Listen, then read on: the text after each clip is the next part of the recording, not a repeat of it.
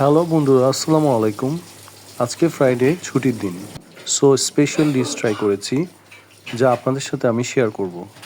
আমার মায়ের হাতের রান্না করা বিফ নেহারি বা গরুর নলা।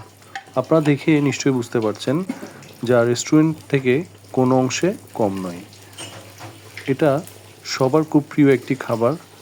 আমরা জানি গরুর পায়া বা নেহারি রান্না করতে অনেক সময় লাগে, কিন্তু আমার মা প্রেশার কুকারে রান্না করেছেন, তাই সময় খুব কম লেগেছে।